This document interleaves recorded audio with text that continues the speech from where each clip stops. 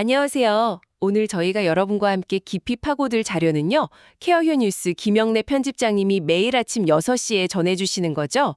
그 지혜가 담긴 칼럼 성공적으로 늙어간다는 것, 노화의 진정한 의미입니다. 네, 안녕하세요. 이 칼럼, 그냥 넘기기엔 던지는 질문이 꽤 묵직해요.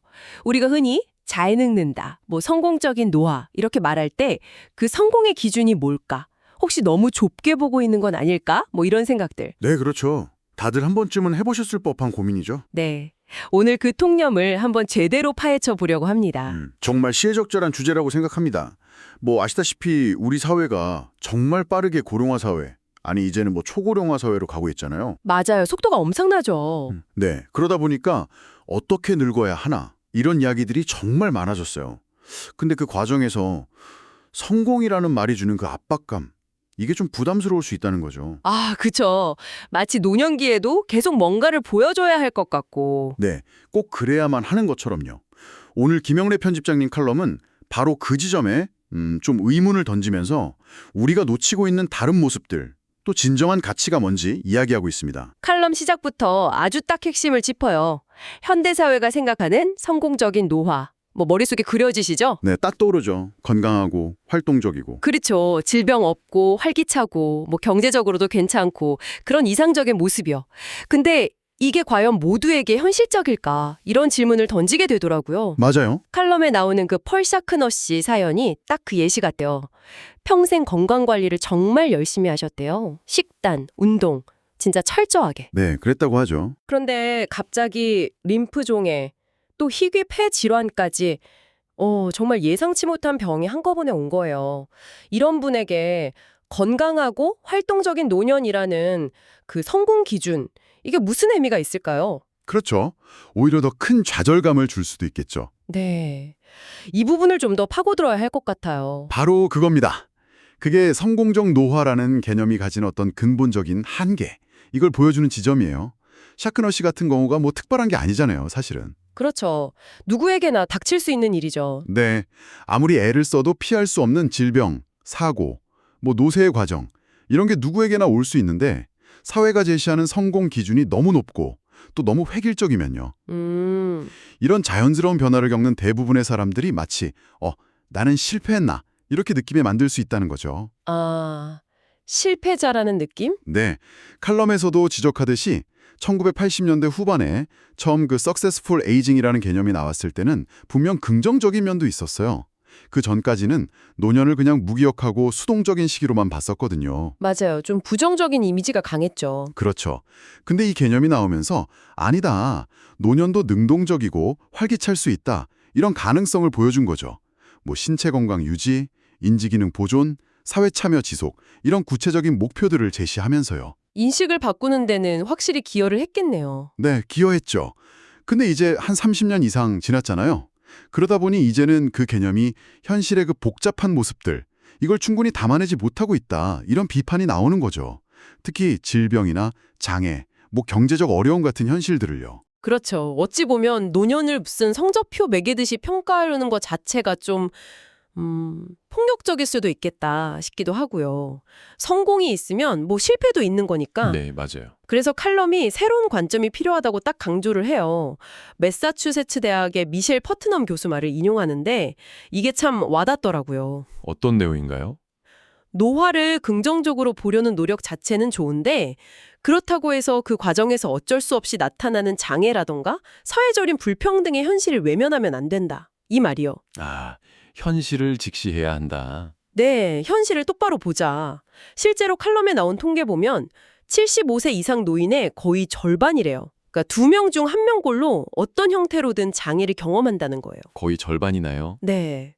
이건 소수의 이야기가 아니라 그냥 노년의 어떤 보편적인 특징 중 하나라는 거죠. 근데 우리 사회 분위기는 어떤가요? 여전히 건강하고 활동적이고 젊게 사는 노년, 이것만 이상적으로 보여주려는 경향이 좀 강하죠. 맞아요. 미디어나 광고만 봐도 딱 그렇죠. 네, 계속 안티에이징 외치고 활력 넘치는 모습만 보여주려고 하고, 물론 건강관리나 사회활동 참여를 권장하는 것 자체는 나쁘지 않아요.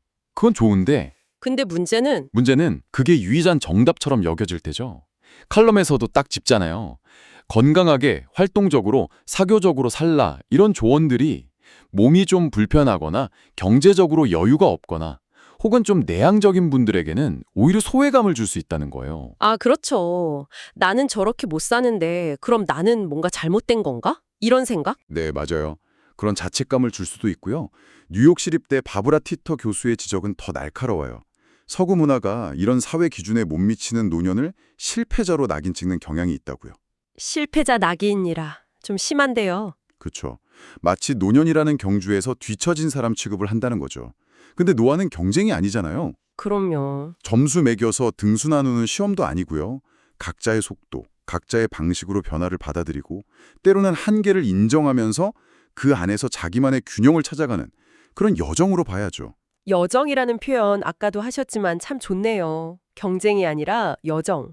그럼 그 여정을 어떻게 받아들여야 할까요? 성공이라는 잣대를 만약 버린다면 그 자리에 뭘 둬야 할까요? 네, 그게 중요하죠. 칼럼이 여기서 되게 흥미로운 제안을 해요. 어찌 보면 좀 역설적이기도 하고요. 어떤 건가요? 진짜 건강하게 혹은 뭐 잘 늙어가려면 역설적이게도 우리 자신의 유한함 있잖아요. 언젠가는 죽는다는 사실, 이걸 받아들이는 게 중요하다고 말해요. 아, 죽음을 받아들이는 것? 네, 죽음을 외면하고 두려워할수록 현재 삶에 더 집착하게 되고 뭐 작은 신체 변화에도 막 불안해하고 그러면서 성공적인 노화라는 강박에 더 시달린다는 거죠. 하긴 그럴 수 있겠네요. 오히려 삶의 끝을 자연스러운 과정으로 인정할 때 얼마나 오래 사느냐 이거보다 남은 시간에 어떻게 의미 있게 보낼 것인가 여기에 집중하게 된다는 거예요. 이게 진짜 중요한 전환점 같아요. 맞습니다. 삶의 유한성을 받아들인다는 게 결코 뭐 패배주의나 허무주의가 아니에요. 그렇죠. 오히려 제한될 시계들에서 뭐가 진짜 중요한지를 깨닫게 해주는 힘이 있는 거죠. 칼럼에 소개된 아이다호의 메리앤 스미스 씨 사례가 이걸 잘 보여줘요. 아, 네. 그분 이야기도 인상 깊었어요. 이른의 다발성 경화증 진단받고 거동이 불편해지셨는데 좌절하지 않으시잖아요. 몸은 예전 같지만 나는 여전히 배우고 웃고 사랑할 수 있다는 사실이 나를 살아가게 한다. 이렇게 말씀하세요. 배우고 웃고 사랑할 수 있다는 사실. 네, 여기서 배우고 웃고 사랑하는 것, 이게 뭐 거창한 활동이 아닐 수도 있어요.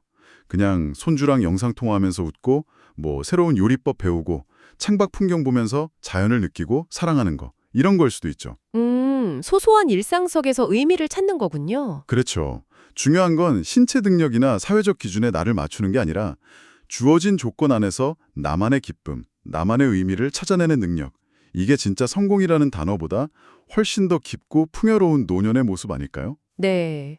성공이라는 그 결과 중심적인 단어 말고 의미라는 과정 중심적인 가치로 가야 한다. 이 말씀이시네요. 네, 맞습니다. 칼럼도 딱 그 지점을 강조하면서 성공적인 노화에서 의미 있는 노화, meaningful aging으로 전환하자고 제안하잖아요.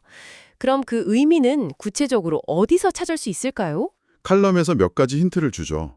단순히 병을 이겨내거나 사회적 기준을 채우는 데만 있는 게 아니고요. 네. 변화하는 내 몸과 마음 상태에 좀 유연하게 적응하고 때로는 내 한계를 솔직하게 인정하고 받아들이는 그 과정 자체의 의미가 있다는 거예요. 아, 과정 자체에. 네.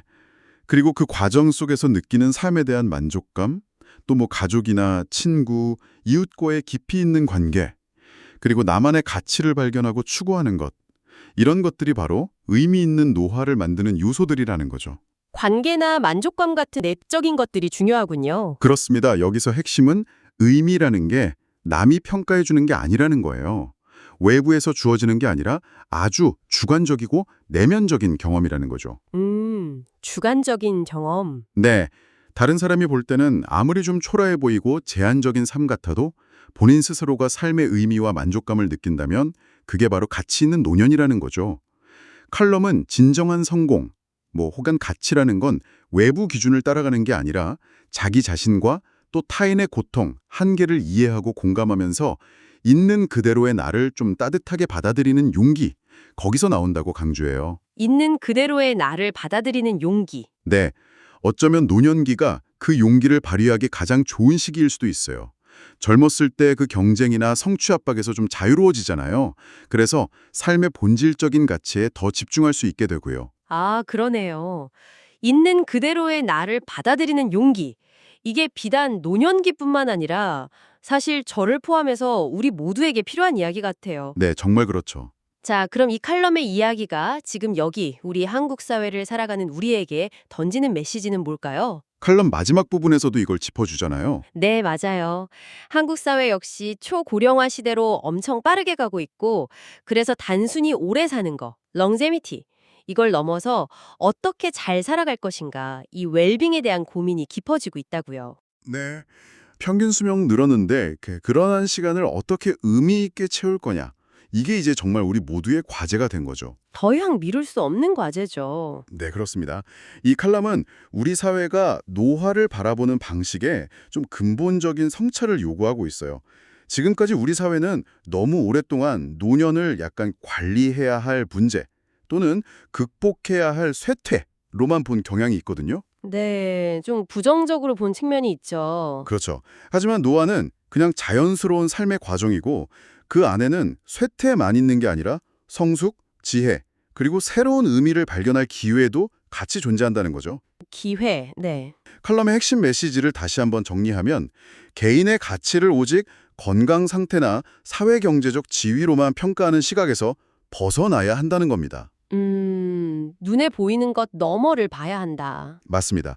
눈에 보이는 성취 너머에 있는 내면의 만족감, 다른 사람과의 유대감, 그리고 삶의 어려움 속에서도 의미를 찾아 나서는 그 회복 탄력성, 이게 바로 노년의 삶을 풍요롭게 만드는 진짜 자산이라는 거죠. 회복 탄력성이요? 네, 질병이나 장애를 겪더라도 그 안에서 자기만의 방식으로 삶을 사랑하고 의미를 찾아가는 것, 그것이 바로 이 칼럼이 우리에게 제안하는 의미 있는 노화의 모습입니다. 끊임없이 남과 비교하고 경쟁하는 대신에요. 네, 경쟁보다는 공감, 그리고 이상 추구보다는 자기 수용. 그렇죠. 서로의 다름을 인정하고 공감하고 또 도달하기 어려운 이상만 쫓기보다는 지금 여기에 나 자신을 받아들이는 태도, 이게 중요합니다. 오늘 김영래 편집장님의 칼럼 덕분에 성공적인 노화라는 말 참 익숙했지만 어쩌면 우리를 좀 올가매고 있었을지도 모르는 그 개념에 대해서 아주 깊은 대화를 나눈 것 같습니다. 네, 저도 아주 의미 있는 시간이었습니다. 사회가 정해놓은 획일적인 기준이나 반짝이는 이상향에서 한 걸음 딱 물러나서 각자의 삶이라는 여정 속에서 고유한 의미와 만족을 발견하고 또 변화와 한계를 끌어안는 수용의 가치. 이게 얼마나 중요한지 다시 한번 깨닫게 됐어요. 얼마나 건강한가가 아니라 얼마나 의미 있는가. 이 질문으로 바꿔야 할 때인 것 같아요. 네, 맞습니다. 결국 진정한 가치는 있는 그대로의 나를 긍정하고 사랑하는 용기에서 시작된다는 그 칼럼의 메시지가 저도 오랫동안 마음에 남을 것 같습니다. 네. 오늘 나눈 이야기들을 마무리하면서요, 청취자 여러분께 마지막으로 이런 질문을 한번 던져보고 싶어요.